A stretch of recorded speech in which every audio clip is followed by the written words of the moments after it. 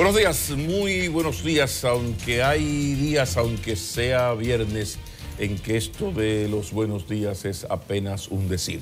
Después de la tragedia de ayer, oficialmente 6 muertos, se habla de 2 más, 103 heridos, 4 de ellos en estado de gravedad.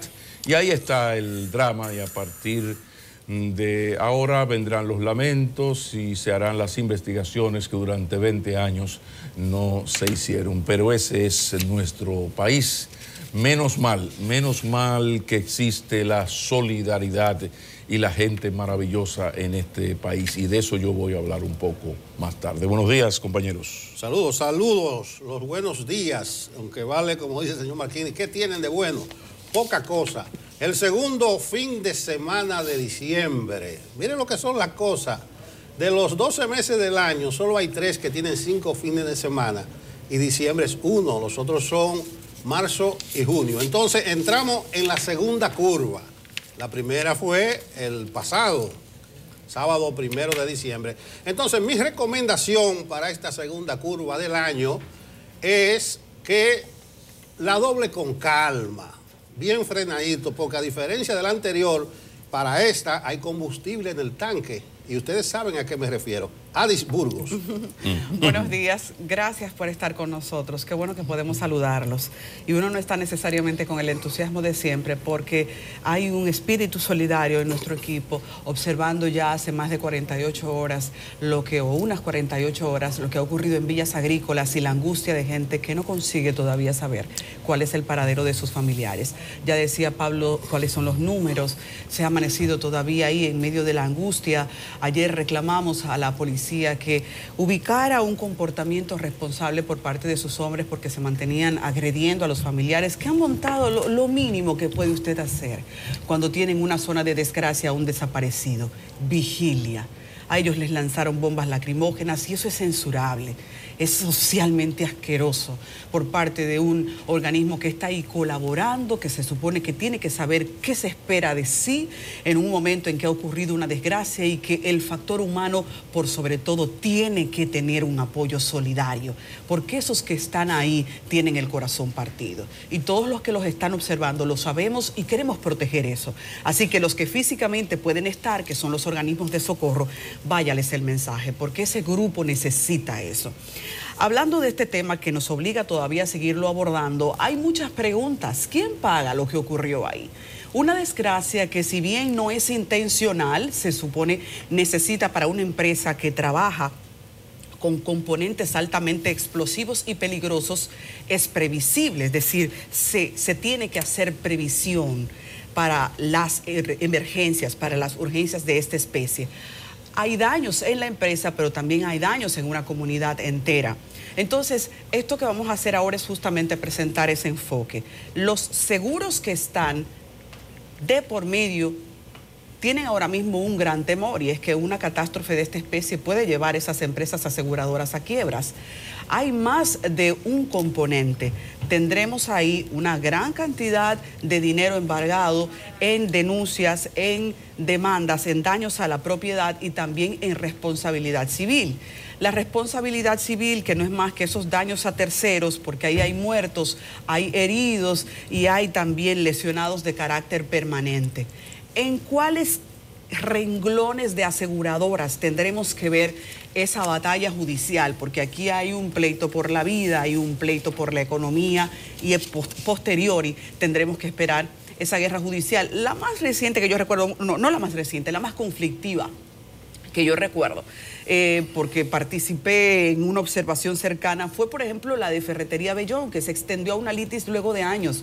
El incendio de una fábrica con un inventario multimillonario en Santiago en su momento, hace varios años, y luego entonces las aseguradoras trataban de pelear cómo no llegar a la quiebra, enfrentando el daño que se supone por contrato tienen que asumir.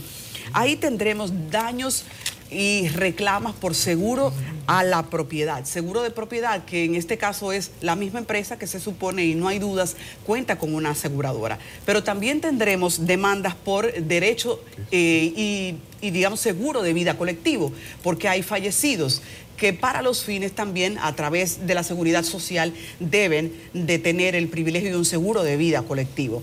Pero ¿qué otra demanda nosotros tendremos que ver ahí en lo que judicialmente tiene que continuar luego de esta desgracia? Los de seguro por discapacidad. El seguro por discapacidad respecto a las personas que han quedado con daños permanentes, en este caso también empleados de la empresa Poliplas. Todas esas son demandas que se trabajan en capítulos distintos.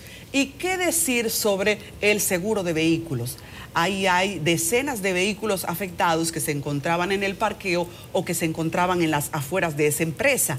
En el aspecto de los seguros de vehículos es más de un pleito, porque tenemos los daños que serán reclamados para que cubra el camión tanquero que estaba tratando de depositar el combustible, y también que podríamos estar ante demandas que sean subrogadas.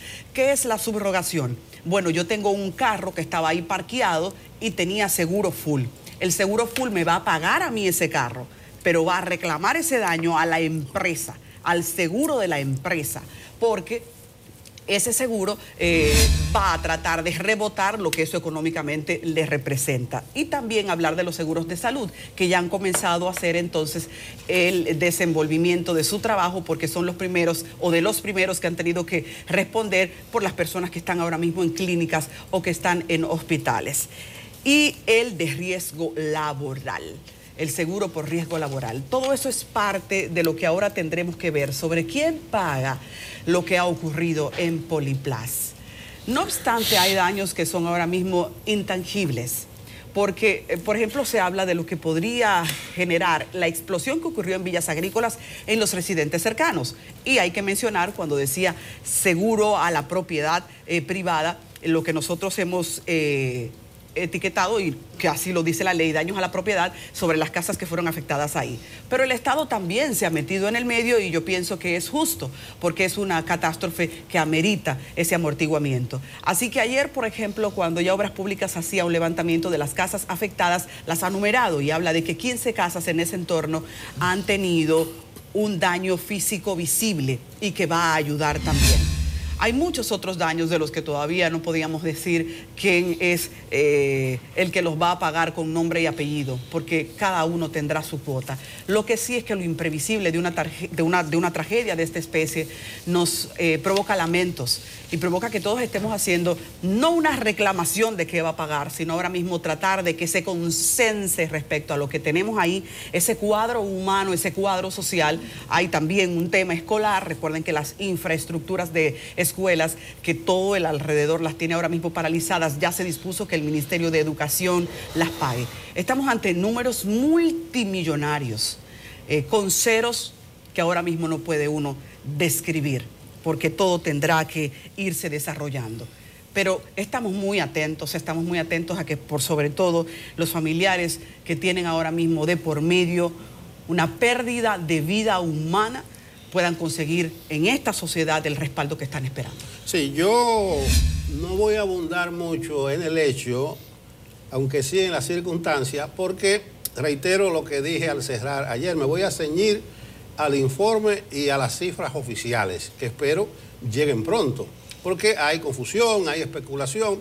Entonces, en este caso, en este hecho, voy a ir a las cifras oficiales, pero en lo que el hacha va y viene, hay alguna cosa que tienen que aclararse. A mí no me gustó mucho la rueda de prensa del Grupo Diezco ayer, de su presidente Manuel Díez, porque creo que fue muy parco, que aportó poco. Entonces, en materia comunicacional, el mensaje, la clave del mensaje, no se supo cuál era. Si hicieron una rueda de prensa presencial, debió ser para aportar algunos datos. Si era para una condolencia, eso debió hacerse en algo escrito. ¿Por qué? Porque no se pudo responder y dio la sensación como que se huyó a los medios de comunicación, que es lo mismo que huir a la opinión pública. Por lo menos se debió adelantar algo en la reconstrucción de los hechos e incluso en el cumplimiento del protocolo, porque de entrada hay una contradicción. El jefe del Cuerpo de Bomberos de la capital dijo que hubo irregularidades, que no se cumplió el protocolo, y a través de las redes sociales la empresa dijo que no es cierto, que se cumplieron los protocolos. Entonces ayer debió por lo menos adelantarse en algo el cumplimiento del protocolo, y cuando hablo de reconstrucción de los hechos es que hay muchas versiones, por lo menos dos con el tanquero.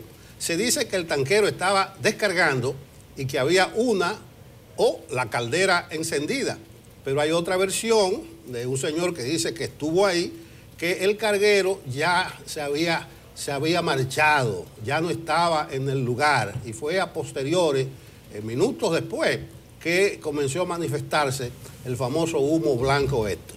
Lo que hemos visto en imágenes de personas al interior de la empresa no denotan que se estaba cumpliendo ninguna norma, sino que confusión. Nelson, importante ese video. Sí. Continúa, pero importante lo que dice esa muchacha del video. Bueno, perdón. Ese video es uno de los que yo me estoy refiriendo, que ahí no hay ni seña de que se está cumpliendo una norma. Altagracia Garavito, una de las víctimas. Altagracia Garavito. Hay algunas que son más dramáticas, que un vigilante por lo menos no permitió que algunas personas salieran, tal vez pensando en que cumplía con su deber. Entonces, en esa rueda de prensa, que reitero, en materia comunicacional, y si es parte de una estrategia deben revisarla, lo que se creó fue confusión. Otra cosa, dice el señor Manuel Díez que en el cumplimiento de esos protocolos se pudo evacuar el 98%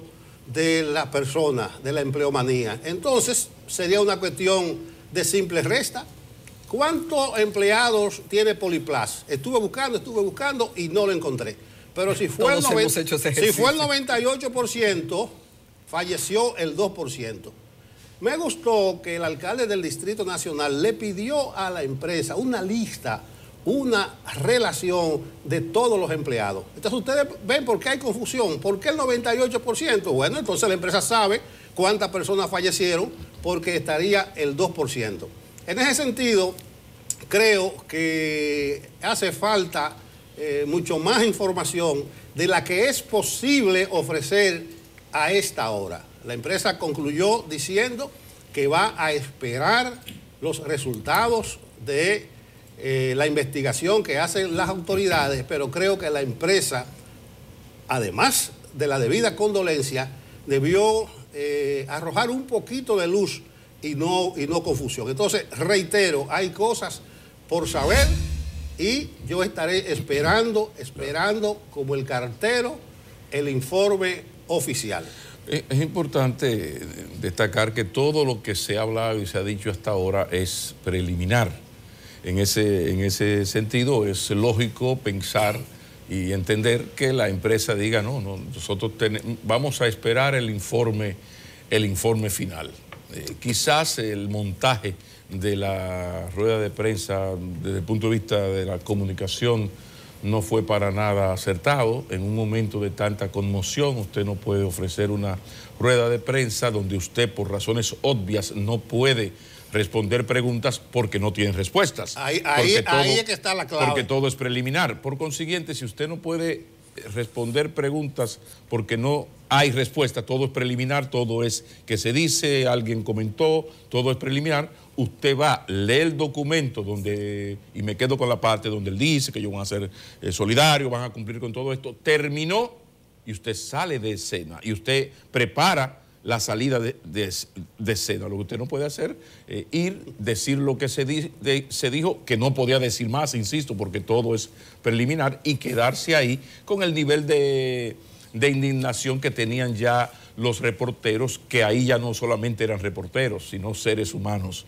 de carne y hueso, ¿no? Entonces fue muy mal, pero mire, hay algo, por viernes quizás no cae mal recordar a José Alfredo con aquello de que nada me han enseñado los años, siempre caigo en los mismos errores, otra vez a brindar con extraños y a brindar con por los mismos errores. José Alfredo Jiménez. Sí, señor. Ah, sí, porque tú lo tuteas, José Alfredo.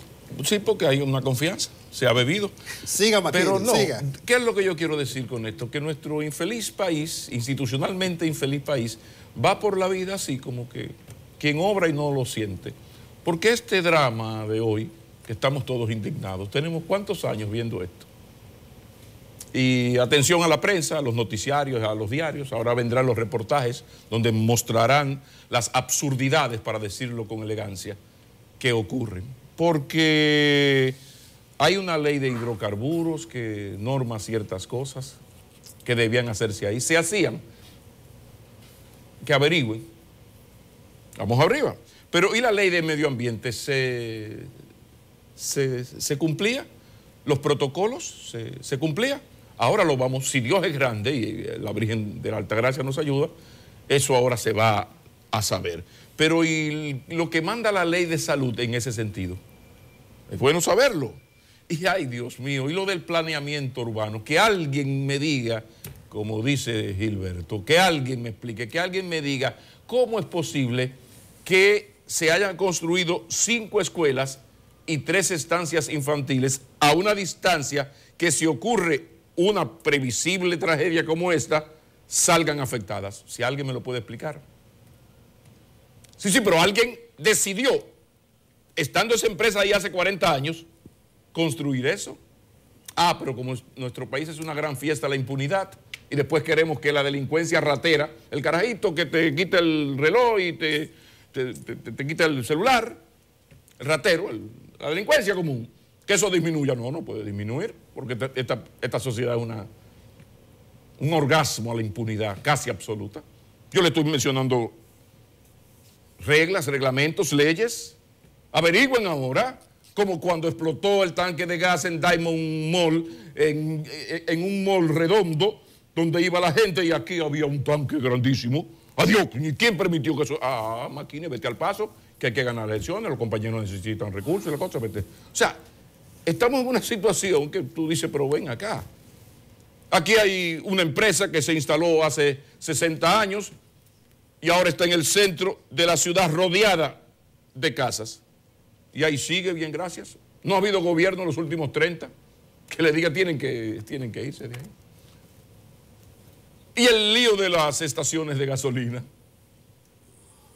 O sea, este es un país tan arrabalizado institucionalmente que aquí hay que la ley manda que la distancia entre una estación de gasolina y la otra es de 500 metros. Y aquí pusieron una a 180 y cuando le preguntaron, dijeron, no, lo que pasa es que no es lineal. Y los 500 metros se cumplen porque hay que darle la vuelta a la manzana. Y esos son los momentos que uno piensa que Queco es de los Jones de San Pedro de Macorís. Queco. Entonces usted revisa, yo quiero que alguien me explique. O sea, ¿quién autorizó la construcción de 3 estancias infantiles ahí? Las 5 escuelas. Porque en defensa de esa empresa, lo único que se puede decir que esa empresa estaba antes de todo eso. Porque también ocurre eso. Aquí se instala, años 60, ese desarrollo industrial de finales del trujillismo. Recuerden lo que era la Máximo Gómez. Lo que es la Máximo Gómez de la Kennedy para allá fue una zona industrial que desarrolló Trujillo. Y por eso la Fe y esos barrios son barrios de obreros, clase media, baja, casi pobre, pero con unas casitas más o menos. Entonces llegaba una empresa que lo que había eran solares. 30 años después, la empresa, sea una cosa de gas, una distribuidora de gas, una bomba, una cosa, 30 años después está rodeada. Hoy no hay autoridades para decir, no señor, usted no puede construirme ahí, usted no se puede asentar. No, pero que hay que ganar elecciones. Y así vamos. Mañana o dentro de 15 años, ojalá que dentro de 100, explotará una estación de gasolina. Anótenlo por ahí. 30 muertos, entonces volveremos aquí. Enfoque matinal, la noticia del día, la misma vaina.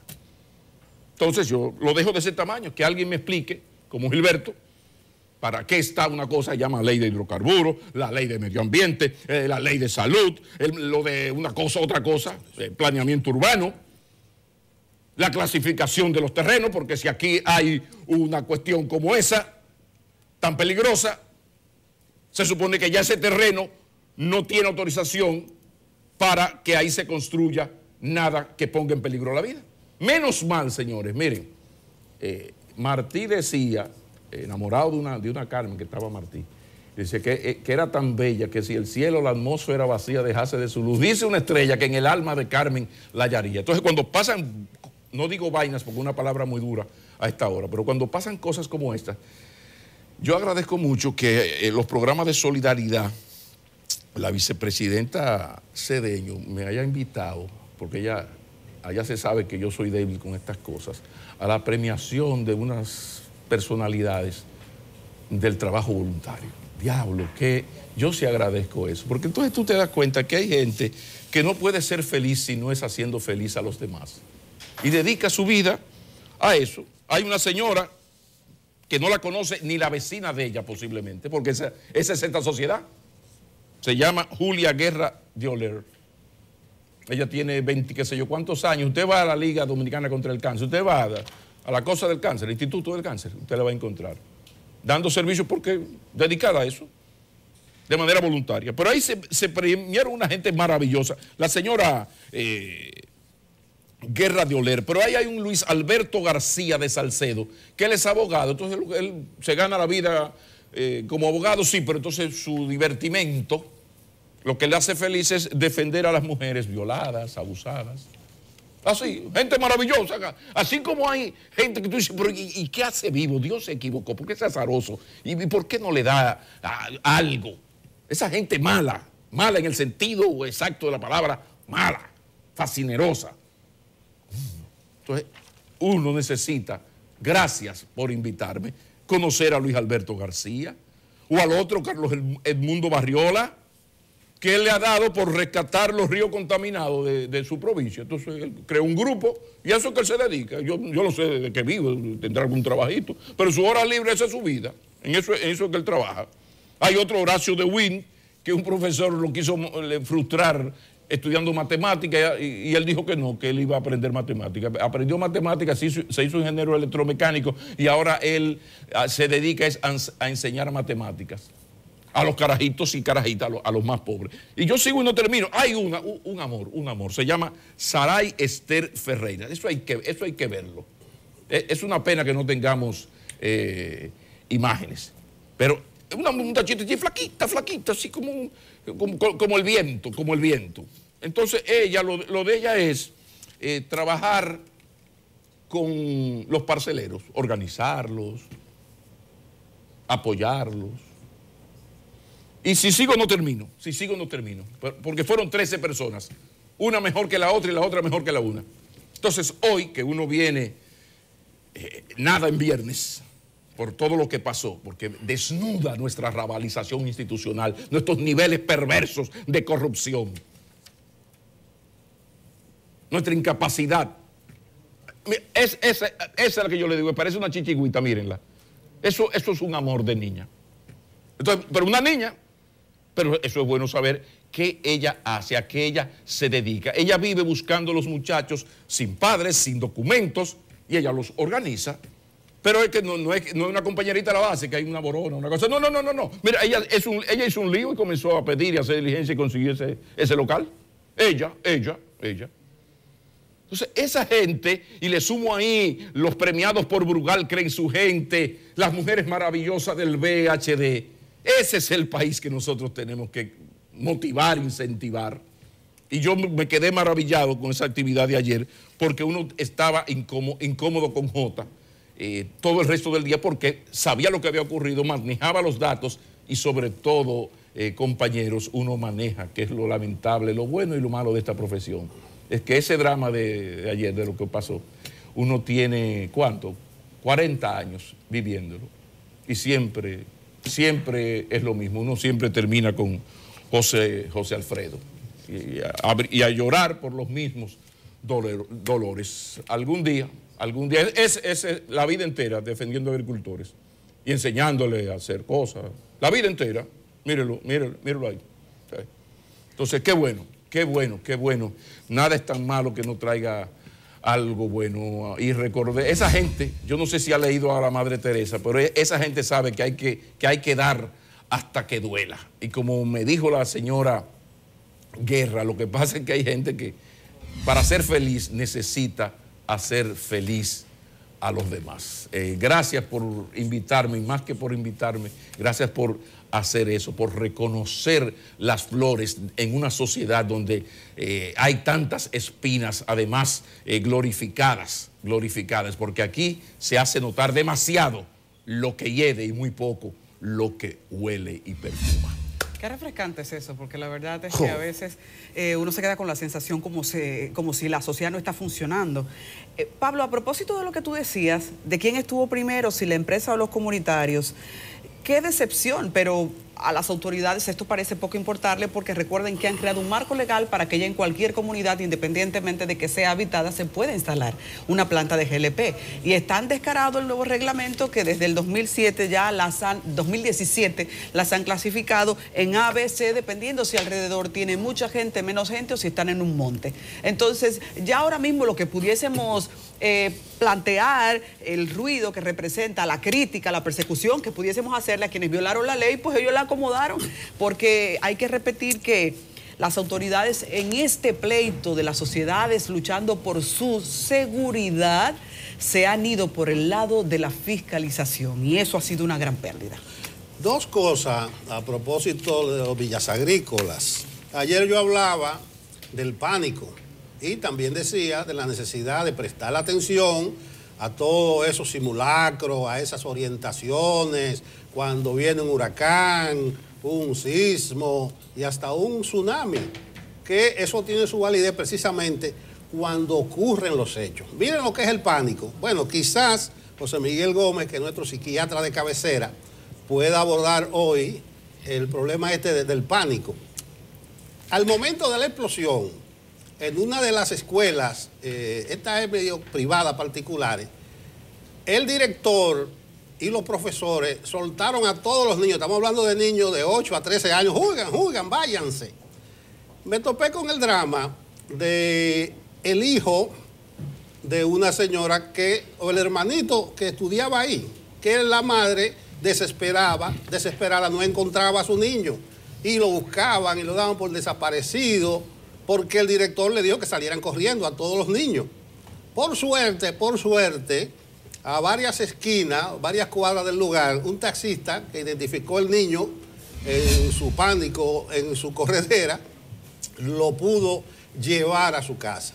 Entonces, fíjense ahí, corran a niños entre 8 y 13 años. Ahí no hay ningún tipo de orientación. Comenzando por el director y los profesores, no saben manejarse en una situación de emergencia.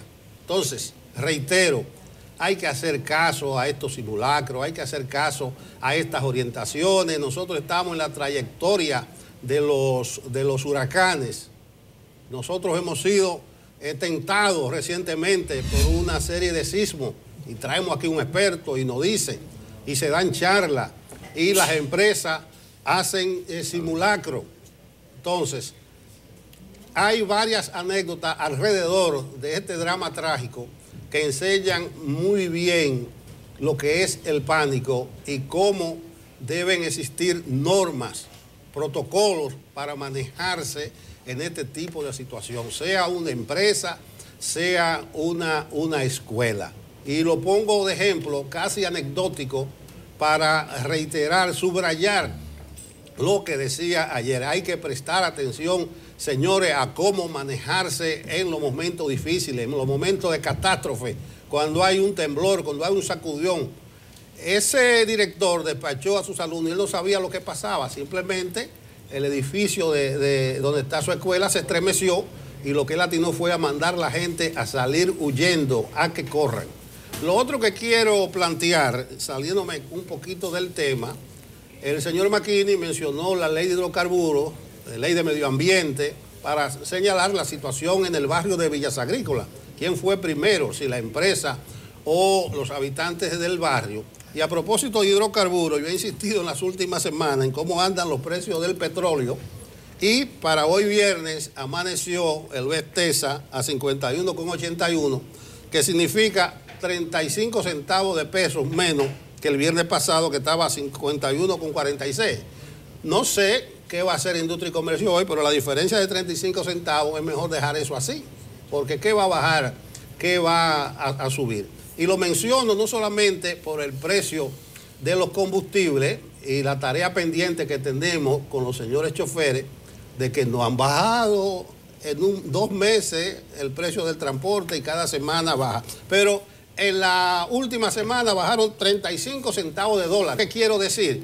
Vamos a esperar esta tarde, esta noche, o dentro de un rato, en qué termina la reunión de la OPEP en Viena, porque si no hay reducción sustancial, los precios del petróleo van a seguir bajando, aunque la idea es colocarlo entre 60 y 70. Ustedes vieron que está hoy a 51.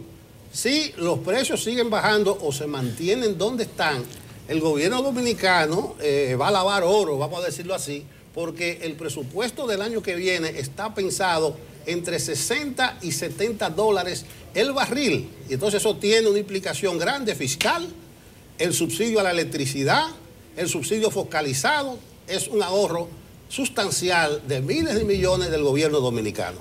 Nelson, como estamos y vamos a hablar mucho en los próximos días, y dale que te pego con Villas Agrícolas, atención producción, yo envié el mapa porque es bueno como ubicar qué es, dónde está Villas Agrícolas. Quizás insistir en el nombre es bueno, porque el nombre Villas Agrícolas dice lo que era eso hace 60, 70 años, predios agrícolas, pero es un área de un kilómetro 300 metros cuadrados. Tienen el norte a la Nicolás de Obando, en el sur a la Pedro Lidio y a la Máximo Gómez en el oeste. Pero hay que decir que ahí mismo está hacia arriba, ahí mismo en el norte está la Sursa. Un poquito noreste el Capotillo, más para abajo el este, el Ensanche Libertad, el Mejoramiento Social, María Auxiliadora, Villa Juana, por supuesto, y el Ensanche La Fe. Y del lado oeste, La Agustina y Cristo Rey. Ya más para atrás está el viejo Arroyo Hondo. Decir que comienza Villas Agrícolas justo donde termina el cementerio Máximo Gómez. Luego es la entrada donde hay unos moteles, creo que se llama El Presidente, funcionaba en los años 70, era muy famoso, pero es esa área que hace 70, ¿cómo se llama? ¿El qué? ¿Y cómo tú sabes eso? Porque ese hace poco. El hotel, gracias, el Hotel Latino. En mi época era Presidente o algo así. Pero bueno, uno nunca sabe mucho de eso. Pero lo que quiero decir que es bueno conocer esta área para entender todo lo que ha ocurrido, porque cuando estos señores se instalaron ahí, pues nada de esto existía. Era una zona de predios agrícolas y algunas casas. Pasaron 70 años y ahí está el drama. En eso que yo acabo de decirle y demostrarle, ahí había una empresa como esa, una fábrica de plástico con el nivel de peligrosidad que eso significa. Pablo, la supervisión, bien, gracias. Pablo, del manejo del lenguaje se dice, me cuentan que hay un motel que se llama Latino. Me dicen. Acuérdate que uno estudió sociología también y uno tuvo que ir a prácticas de antropología a conocer al pueblo. Bueno, llegó el momento de la primera pausa. Retornamos y vamos a seguir con Villas Agrícolas, los efectos psicológicos de esta tragedia. Así mismo. José Miguel Gómez, nuestro psiquiatra de cabecera, estará en breve con ustedes. Pero tú te fijas lo irresponsable que fue.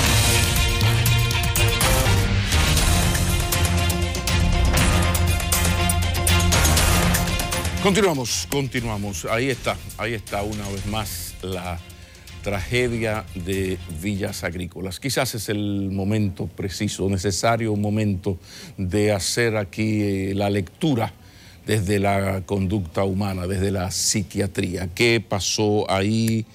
¿Cuál es el impacto psicoemocional de todo esto para las víctimas? Qué bueno que existe el enfoque matinal, este enfoque de salud mental del doctor José Miguel Gómez y Montero. Bienvenido, doctor. Buenos días. Muchísimo para hacer. Me encanta cuando usted viene y podemos hablar de los amores y este tipo de cosas, de la bonomía, de la solidaridad humana, pero no. Lamentablemente pedimos su auxilio. Nelson y Adis me apoyan absolutamente hablemos de lo que ocurrió y comencemos por ahí mismo, por el impacto psicoemocional. Ahí está la tragedia. Cuando hay una tragedia, un duelo nacional que ha consternado no solamente a Villa Agrícola, ha impactado a la sociedad. Todo el que ha visto estas imágenes sabe que hay un problema gravísimo, que hay pérdidas humanas, que hay heridos, que hay deterioro, que le ha cambiado la vida a una comunidad. Y eso se aborda como tragedia, como catástrofe. Y se aborda desde el punto de vista psicoemocional con un programa de intervención en crisis. Así se le llama en psiquiatría. Programa de intervención en crisis. ¿Y en qué consiste eso? A mí, ¿Qué es eso? y quiero hacer una llamada. Por favor, este es un programa que tiene un alcance nacional y que yo sé que impacta mucho y que es muy reconocido, y quiero dar este avance. Ya el Ministerio de Salud Pública debió hoy, desde ayer, tener las carpas con psicólogos comunitarios, psicólogos sociales, con psiquiatras, con trabajadoras sociales, para hacer una intervención en crisis. Y se está poniendo un caos ahí porque nadie está manejando la crisis que se está armando ahí. Cuando ya los bomberos actuaron, actuó ya el COE, actuó la policía, las Fuerzas Armadas, lo hicieron muy bien, pudieron prevenir la tragedia. Ahora se encuentran que hay gente agonizando buscando a su familiar. Y lo que tienen es un policía diciéndole que eche para atrás. Que no puede entrar. Que no se puede entrar. Pero entonces es diferente cuando tú tienes un psicólogo con una carpa que le dice, venga acá, señora. Y lo sienta y lo acompaña en su duelo, en su angustia, en su desesperación, y lo interviene y habla. Y alguien se pone en lugar de esa persona y alguien hace un sistema de empatía y de transferencia para entender el dolor del otro. Y no existen unos protocolos internacionales, porque no hay poca cosa nueva bajo el sol. No hay unos protocolos internacionales. Cuando ocurre una tragedia, se montan unas carpas y se buscan los psicólogos. No existe un protocolo internacional. Hay un protocolo internacional y aquí lo tienen, pero a veces las intervenciones, la gente pospone las intervenciones en la cosa y la gente piensa como que los psiquiatras y los psicólogos deberían de actuar después. Y es inmediatamente está en la crisis. Porque te digo, es diferente que la lista que tiene el COE, tiene los bomberos y tiene la policía, la tengan en carpa los psiquiatras y le digan dónde está su herido y te acompañen en el hospital y te reciban en el hospital al que tenga una situación de peligro, el que tiene una situación de alta peligrosidad en su salud por el impacto. Hoy en día en esa comunidad uno dice, ¿cuáles son los trastornos psiquiátricos que vamos a esperar, que ya están apareciendo en esa comunidad? O sea, de lo que se trata, perdón, es que no es de que alguien que esté deprimido, muy nervioso, él o la familia, lo lleve a un consultorio psiquiátrico de un hospital. No, sino que ahí, en el lugar de los hechos, en la Pedro Livio Cedeño, en la Pedro Livio, ahí mismo. La intervención es en la comunidad. En la comunidad, donde pasó la vaina. La comunidad es la que está afectada. Si tú buscas ahora mismo en la tragedia, lo pude ver porque me tocó dirigir aquella parte cuando Jimaní se metió al río. Yo tuve que dirigir ese proceso 6 días en Jimaní. Y cuando el problema de Haití, tuvimos que ir a Haití, vivimos la experiencia de trabajar las intervenciones en crisis. ¿Qué es lo que se hace? Mandar psicólogos y psiquiatras en carpas, trabajadores sociales. Y rápidamente tienen la lista de heridos, la lista de desaparecidos. La gente tiene un lugar donde evacuar su ansiedad, su angustia, su pena, su rabia, su ira, su impotencia, su consternación. No es con un policía ni con un militar. Es con alguien que sabe, que ha estudiado para eso, sabe el método, la palabra que me va a decir. Lo segundo es, la mayoría de gente que está allí tiene trastorno del sueño. ¿Tú crees que en esa comunidad la gente duerme? Después de un susto así. Hay trastorno del sueño. Esa comunidad tiene ataques de pánico, tienen miedo, están aterrorizados, tienen angustia, se sienten inseguros. Ajá, sí, José Miguel Esa Gómez. comunidad Ajá, perdóname, porque el problema es que aquí como que pasan las cosas. Usted me está diciendo, usted tiene la experiencia personal de aquella tragedia. Lo que yo decía esta mañana, la tragedia, otra vaina. O sea, de lo que pasó en Jimaní. Todo el mundo, todo el vivo aquí recuerda lo que pasó en Jimaní. Tiene usted la experiencia personal, la tragedia. Pero la tienen otros psiquiatras que fueron, pero el que y está, la tienen muchos psicólogos que están en el Ministerio de Salud. Usted. Entonces, si usted hizo eso, no fue solo que usted llegó de Neiva y hizo... No. Es todo un protocolo que se conoce. Eso no lo inventó. Y lo tiene el COEN y lo tiene el Ministerio de Salud. Entonces, o sea, ¿qué es? Deme usted, por favor, la explicación. ¿Por qué si en otros casos se ha hecho? Y como le digo, como ha explicado usted, o sea, hay todo un protocolo. Ocurrió una desgracia de esta magnitud, yo actúo. Eso está escrito, ¿no? Eso está escrito. Por favor. Bueno. Perdón. Ya hoy, me imagino, debieron de hacerlo ayer, pero hoy creo que deben de hacerlo, intervenir esa comunidad. Entonces te decía que esa comunidad ahora tiene afectaciones en términos de trastornos conductuales, psicológicos, emocionales, ataques de pánico, trastornos de ansiedad, depresión.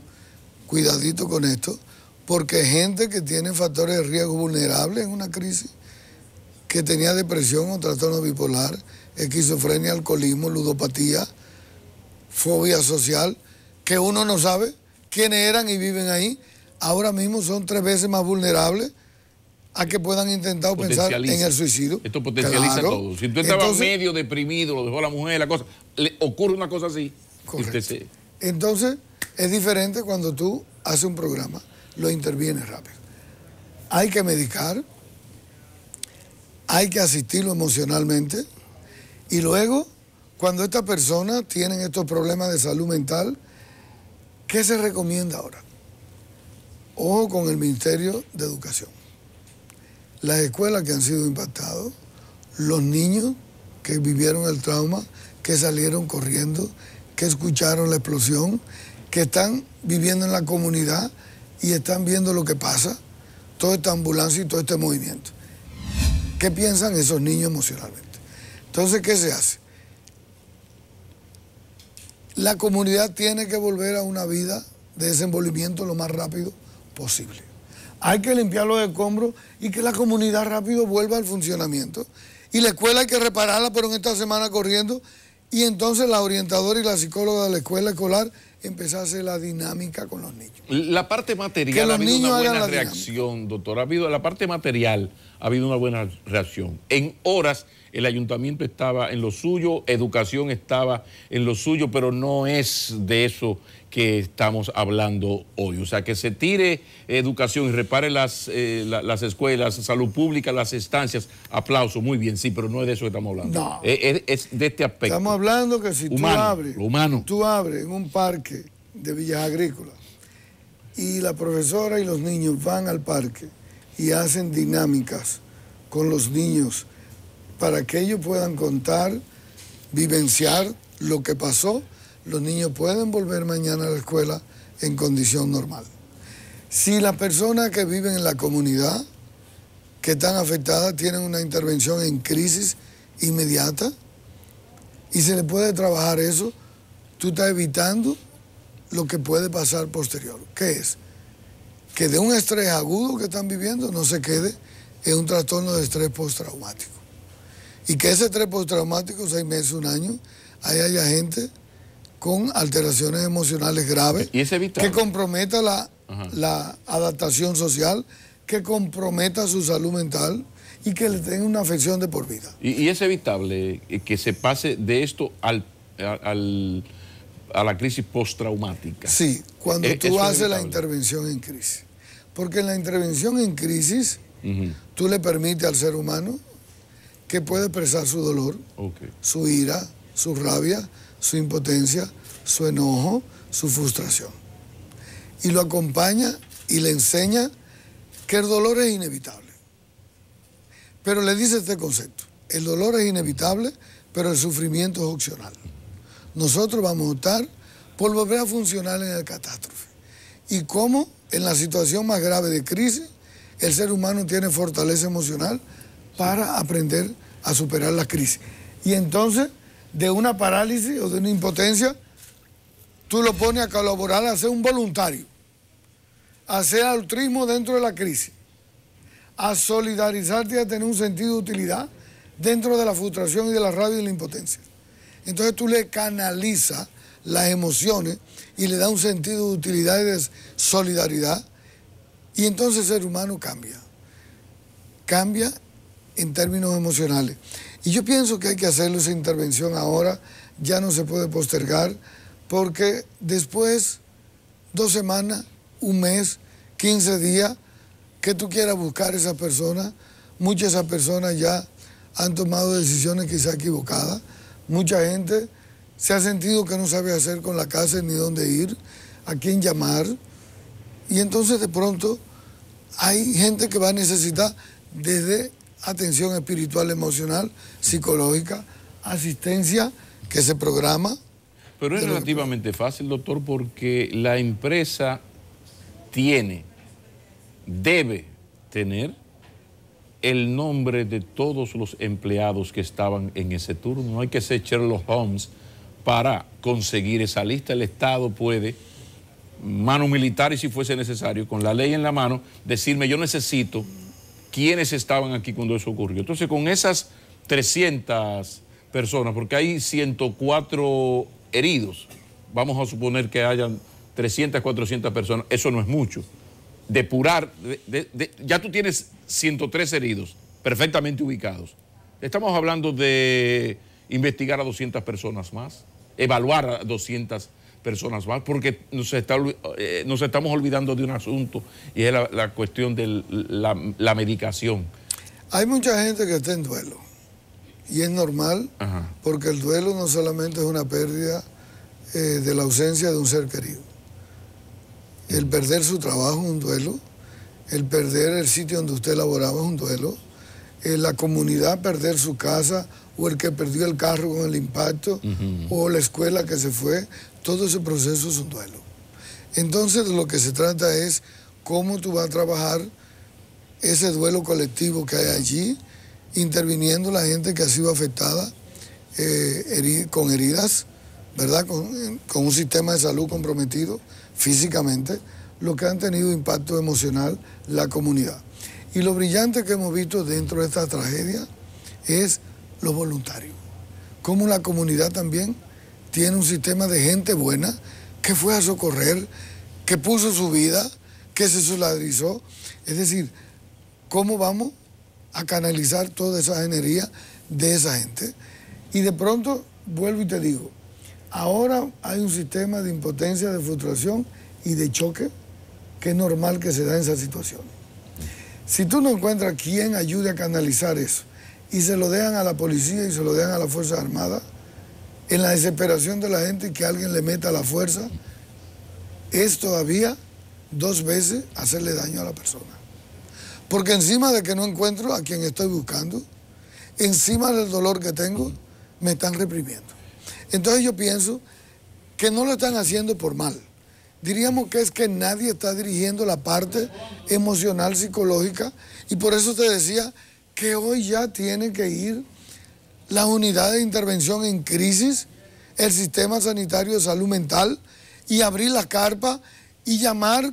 Aquí hay muchos psiquiatras buenos, muchos psicólogos, que estamos en condiciones de ir a asistir. Está el CODOSI, el Colegio de Psicólogos, está la Sociedad de Psiquiatría, están muchas instituciones voluntarias. Yo pienso que hoy en la mañana eso se puede abrir y empezar ya. ¿Y dónde están? Porque quizás es osado, pero yo pienso que la Sociedad de Psiquiatría está en la entera disposición y disponibilidad. Todos. Y el mismo CODOSI, y la gente va. ¿No? Se hizo, mucha gente voluntaria fue a Jimaní. No, pero yo digo, porque lo que pasa es que la parte represiva de organizar y de impedir que entre y que salga está cubierta de inmediato con las Fuerzas Armadas y la policía. Aplauso. Que la ventana del colegio, de la escuela, educación estuvo ahí en horas. Que lo otro, no, pero vamos al ser humano, donde la falta grave es en lo más importante, que es en el ser humano. El ser humano es el que sufre las consecuencias del impacto emocional. Sí. Y fíjate que personas que están tan distantes están padeciendo de esta tragedia en términos emocionales, porque eso afecta al cerebro, afecta a las emociones. Lo que quiero decir y asistir, y quiero aprovechar este programa ya para irnos, es pedirle al Ministerio de Salud, a los programas de salud mental, que ya empiecen con la intervención en crisis. Es necesaria, hay muchos voluntarios en términos de psicología y psiquiatría, hay mucha gente buena que está dispuesta a colaborar y que vamos a colaborar. Yo pienso que aquí esa parte ya hay que empezarla. Y lo está diciendo un señor con las calidades personales y profesionales como el doctor José Miguel Gómez, pero además con la experiencia de lo que fue la tragedia de Jimaní, con la experiencia de lo que fue la tragedia del pueblo haitiano con su terremoto, y si faltaba algo, con la experiencia que tenemos todos de lo que fue el 11 de septiembre, que nos cambió la vida, y han pasado 17 años y todavía hay gente deprimida, y hay, porque no se dice habemos, gente que vamos a la zona cero y todavía alguna lagrimita se le sale a uno. Correcto. Muchísimas gracias, doctor.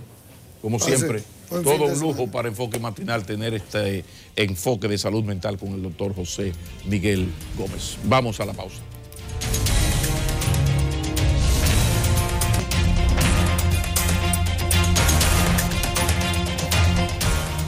Gracias por continuar con Enfoque Matinal. A esta hora somos asesores de tecnología también los viernes para ustedes, pero no vayan a esperar más de mí, no. Recuerden que siempre está con nosotros, soy Juan Manuel Medina.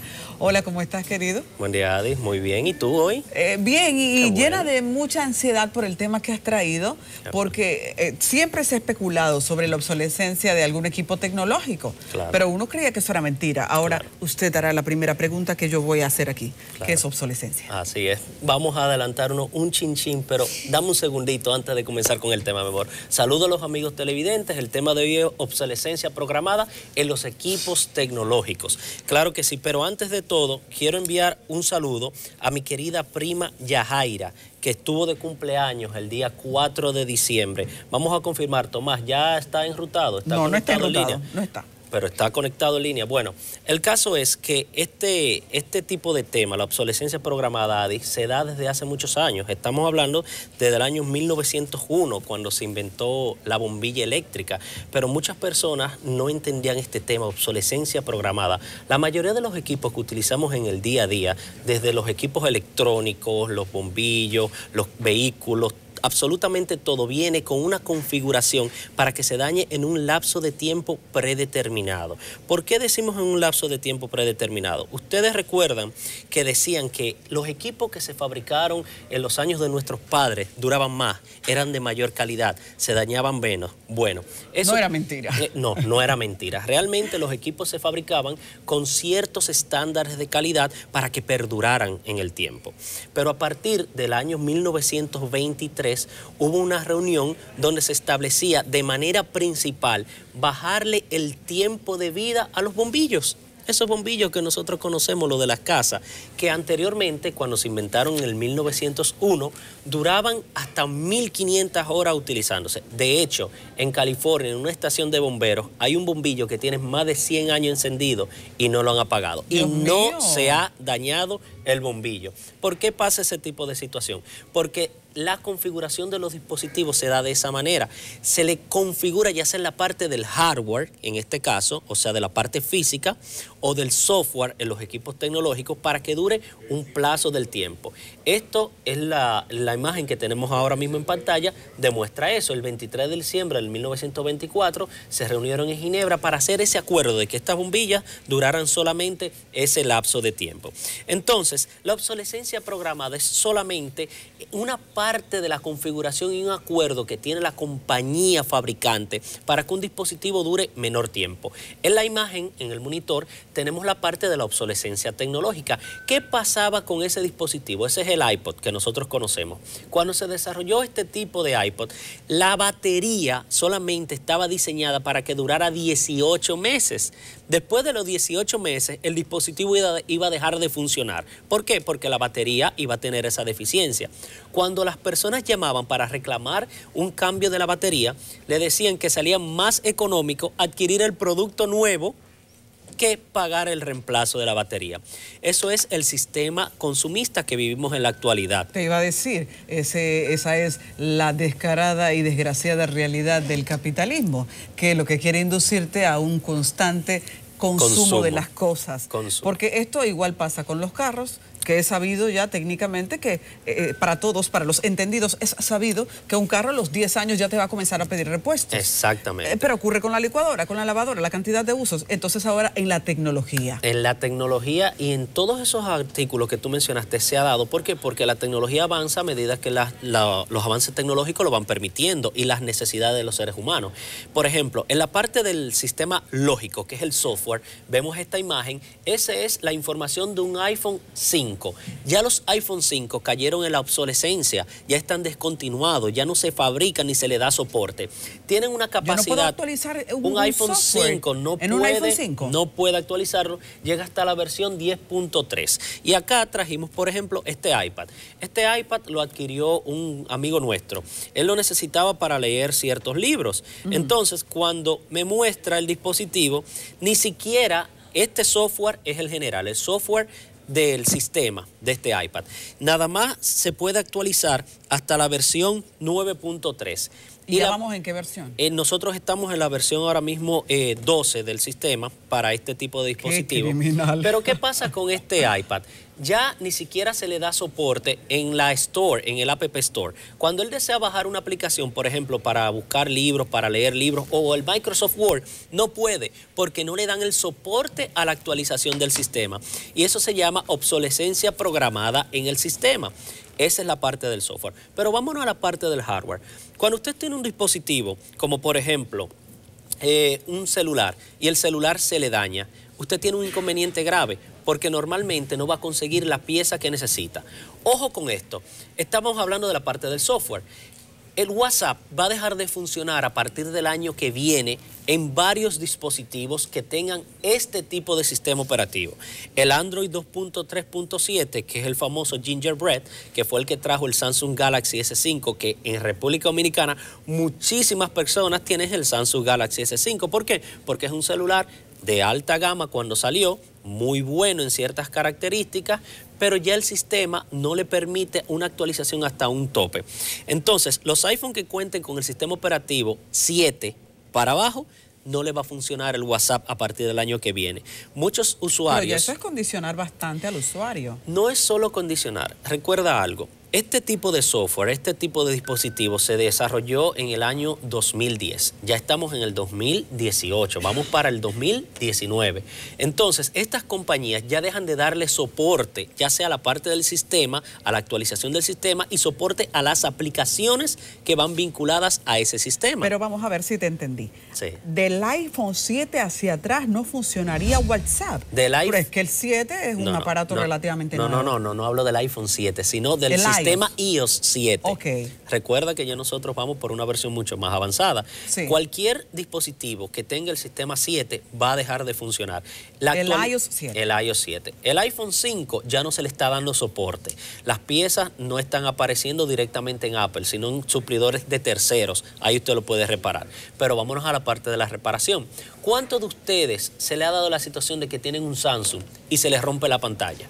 Cuando se les rompe la pantalla, les sale más económico adquirir un dispositivo nuevo que cambiar la pantalla. Por algo simple, se llama obsolescencia programada en reparaciones. ¿Por qué? Por incompatibilidad. Cuando usted se le daña, usted que mencionó, mi querida Adi, el número 7, la pantalla de un Samsung Galaxy S7, le quieren cobrar 10,000, 12,000 pesos por la pantalla. Y eso sí es regular. ¿Qué sucede con este tipo de situación? Que usted sabe que sale más económico adquirir un dispositivo nuevo que reemplazarle la pantalla. Entonces usted estaría perdiendo más por lo menos. Nosotros, en base a la investigación de lo que es la obsolescencia programada, hemos llegado a la conclusión en varios puntos. Lo primero que usted tiene que hacer es asegurarse de que los dispositivos que usted va a adquirir tengan la capacidad de que en el tiempo se vayan a dañar, a deteriorar físicamente. Un ejemplo, muchos de ustedes quieren adquirir productos de media gama o de gama baja. ¿Por qué? Porque salen más económicos, pero no saben que en un año, en 2 años, van a dejar de funcionar. Si se les rompe una pieza, no la van a conseguir. Nuestro querido Alexander tuvo muchos inconvenientes hace unos meses con una batería de un celular. El celular era excelente, pero en República Dominicana no aparecía un suplidor que diera pista con bola con esa batería. ¿Por qué? Por ese asunto de la obsolescencia programada en reparaciones. Pero Dígame. visto esto, entonces los teléfonos de gama alta igual van a hacerte la misma jugada. Ahí es donde está el punto. Los teléfonos de alta gama, la obsolescencia programada en las compañías de estas que desarrollan este tipo de equipo, ¿qué te hacen? ¿Te juegan con qué? Este equipo salió ahora, este año. Pusieron nuevas actualizaciones en comparación al del año pasado. Este es el XS. El X que había salido era un poquito más chiquito. Lo único que ellos hicieron, lo hicieron más grande por la necesidad del consumismo. El mejor consejo que les podemos dar a todos los amigos televidentes cuando quieran cuidarse de la obsolescencia programada es que si tienen un dispositivo viejo, asesórense de las personas que puedan darle las mejores informaciones para actualizar ese dispositivo e invertir el menor capital posible. Bien, mi querida Adis. Ay, sí, pero no me has dejado demasiado alentada porque a final de cuentas es una dinámica para que uno se mantenga actualizando cada año en un equipo costoso. Claro. La tecnología. Váyame Perla y llegó para quedarse. Juan Manuel, muchísimas gracias. Siempre Buen fin de las órdenes. semana, querido. Para ¿Tienes usted planes? No, estudiar mucho. Ok. Señores, muchísimas gracias por continuar con nosotros, pero todavía hay más en Enfoque Matinal. Vamos a una pausa.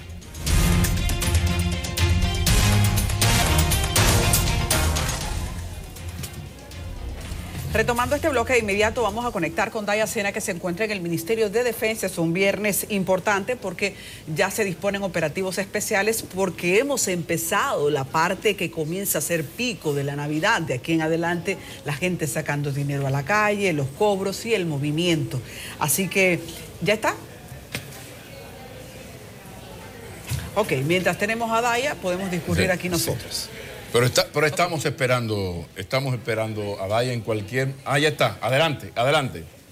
En la mañana de hoy hemos tenido una reunión con los comandantes generales, el director de la policía, los diferentes comandantes conjuntos de las Fuerzas Armadas, los diferentes directores regionales de la Policía Nacional, el Estado Mayor Conjunto, para ya dar los toques finales e iniciar el gran apoyo que las Fuerzas Armadas le va a dar a la Policía Nacional en todo el territorio nacional. Se hicieron las coordinaciones, ya con un previo levantamiento tanto del coronel Calcaño y el coronel Ceballos de la Policía Nacional, dieron las explicaciones, los puntos donde vamos a cubrir, como plazas comerciales, grandes bancos, donde se concentra mayor cantidad de personas a celebrar tanto el 24 de diciembre como el 31 de diciembre y el Día de Reyes. Y eso es lo que hemos tratado en esta reunión con todos los oficiales generales de la policía, de las Fuerzas Armadas y los comandantes generales. ¿Cuántos efectivos estaríamos hablando? ¿Cuándo sería ya el desplegado? Bueno, lo que hicimos es el levantamiento. Ya ellos en sus áreas van a determinar si necesitan más cantidad de tropas de lo que le estamos disponiendo de las Fuerzas Armadas. Pero en mis palabras finales le externé al director de la policía que tiene los 62.000 miembros de la Fuerza Armada a su disposición en toda la área que lo necesite. ¿Cuáles son las funciones que tienen esos soldados que van a participar en esta oportunidad de manera conjunta con los miembros de la Policía Nacional? ¿Cuál es la venia que usted le hace en estos momentos donde el periodo navideño ya se ha iniciado y la población espera que esa seguridad sea redoblada, sea fortificada con relación al tema ya que la regalía pasó al expresó ayer en el día de ayer por la exposición del presidente de la República, y eso hace que algunos van a empezar a hacer sus fechorías? Sí, lo que más le vamos a hablar a nuestros soldados, y uno de los temas que tanto dijo el mayor general Ney Bautista Almonte y el comandante del Comando Unificado, el mayor general Gonel Regalado, es que a los soldados debemos hablarle antes de salir, le vamos a arengar, decirles sus misiones, y que sobre todo que sepan que ellos están en apoyo a la Policía Nacional. Quienes van a dirigir las operaciones son la policía, pues tienen la experiencia ya del trato con la ciudadanía, pero sobre todo también el respeto a los derechos humanos y a la dignidad de las personas. Al director de la policía. Sí, como ella va a recibir. ¿Y te pasa? Muchísimas gracias. Aquí estamos regresando para despedir el programa. activados los mecanismos de seguridad del Estado y el suyo propio que no falte. Bueno, será hasta el próximo lunes. Aquí nos vemos. Si Dios quiere.